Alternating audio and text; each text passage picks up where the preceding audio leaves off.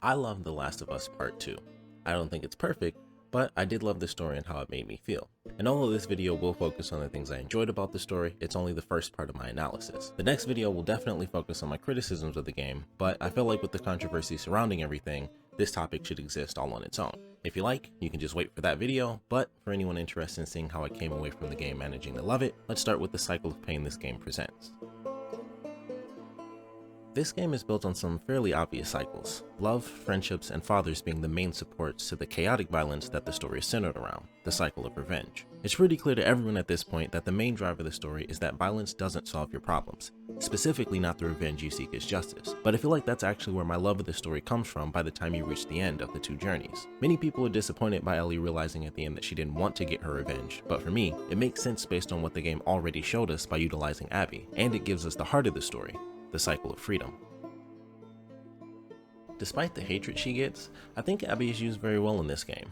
Maybe for a little too long, but well nonetheless. I don't think she's given to us in order to force sympathy. I feel like she's given to us so we can see how long revenge takes to become freedom for our main characters. And as a result of that, sympathy can be gained, though that does seem fairly rare based on what a majority of people have said. And despite how we feel about Abby, we get to understand her. We see that she has 4 years to hate Joel for killing her father, while Ellie has almost 2 years to question the truth before finding the answers herself.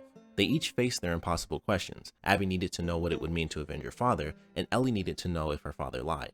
Both of them got their answers, but only Ellie was conflicted by her anger because she loved Joel, causing her revenge to be layered by emotion rather than time like Abby. 4 years of hate finally gave Abby exactly what she wanted, but not what she needed.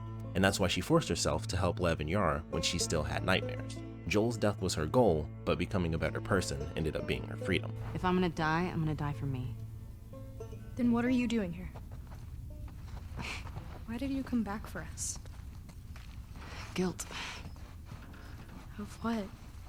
You don't owe us anything. I just needed to lighten the load a bit.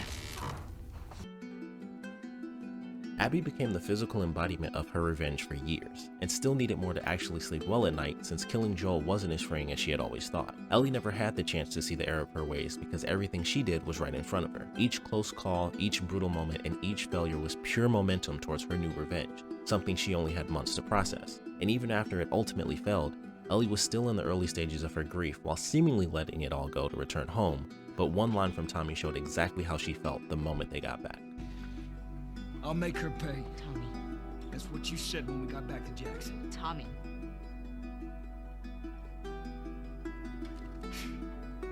What a joke. Ellie killed for her father but failed to avenge him while nearly losing it all. Abby managed to avenge her father but ultimately lost everything in the process, forcing her to listen when Lev stopped her. Otherwise, the one thing she had left that allowed her to rest would be gone as well.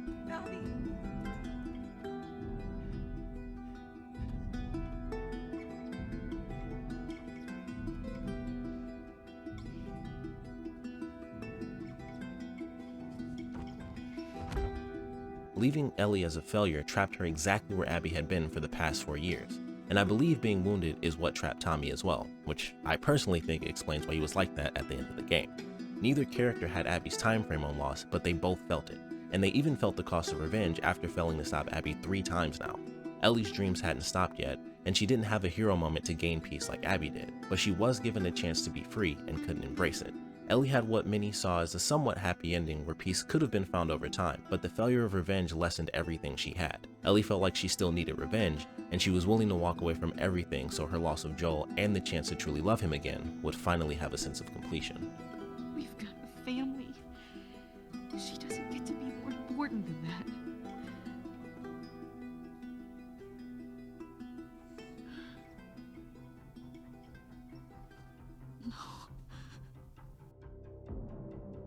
I never saw this story as the greatest lesson in subverting your expectations. I never felt like we were forced to sympathize with Abby to forget about losing Joel. I just felt like the story personifies 2 very popular quotes in order to show us every piece of the puzzle.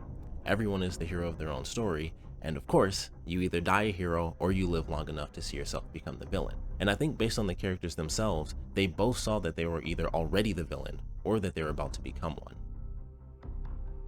A big thing that people bring up with this game is ludonarrative dissonance. We kill a ton of people with Ellie, but she only feels remorse in the cutscenes. And while that topic is an entire video itself, I feel like people rarely mention how that dissonance doesn't really apply to Abby, as she's basically a Terminator both physically and mentally. I don't think she knows about last night. I don't care about last night. Well, I do.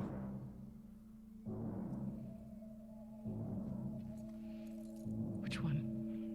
Abby had already lost Owen to her anger towards Joel years ago, and even after getting the revenge she sought, Abby didn't suddenly become a better person. She had to force it, and even that wasn't her doing the right thing 100% of the time, as she continued to come between Owen and Mel. And now that her revenge was over, she could simply take him back from his family. There's nothing to fall for. Isaac's top scar killer suddenly had a change of heart? Nothing to do with Owen, right? I haven't always done the right thing. You're a piece of shit, Abby. You always have been. Abby doesn't care about anything but herself until she finally gets a chance to do right by the children that saved her. And the second she was upset again, she was ready for another rampage regardless of right or wrong. Good. Ellie had to see that she was becoming the monster, but it cost her a lot to do so. She and Abby both ended up losing almost everything to hate, but Abby already knew what she had become by the end of the theater scene.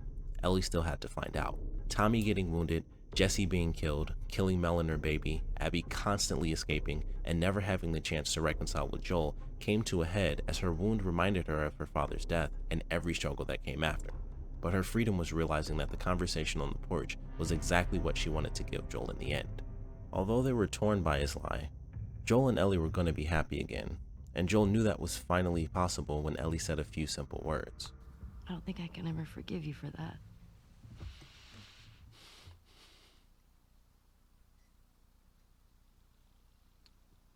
But I would like to try.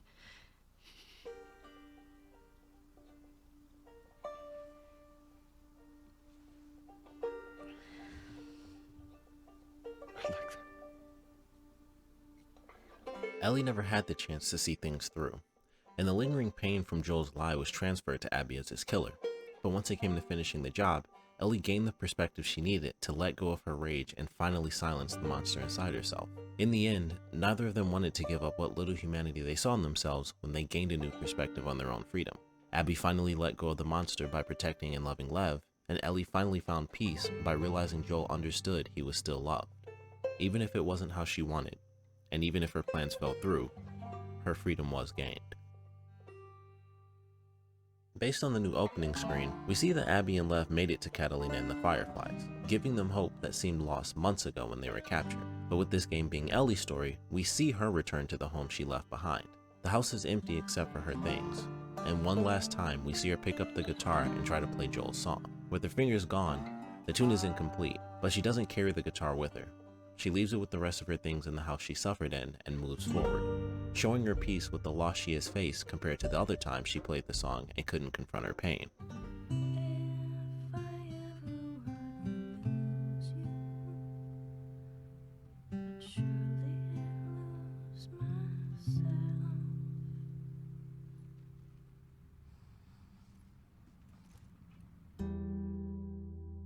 There's a theory that because Ellie had Dina's bracelet on at the end, that they did reconcile and Ellie was allowed to have her happy ending and her family back. And Neil Druckmann even stated that they were going to originally have Ellie take one of JJ's toys in order to show this, but it was too on the nose. So I like to think Ellie was given another chance at a happy ending, we just had to see the subtle clues. This game is far beyond the revenge bad narrative people keep calling it out as, and while it certainly has its flaws, and this is just my opinion on what makes this story one of my personal favorites, all I can do is encourage you to see beyond the pain you feel for Joel's death to the deeper story within. That may not be possible for most, but if you give it a shot, you might find yourself on a journey just like Ellie and Abby that ultimately brings you freedom in the end, even if it's not happiness.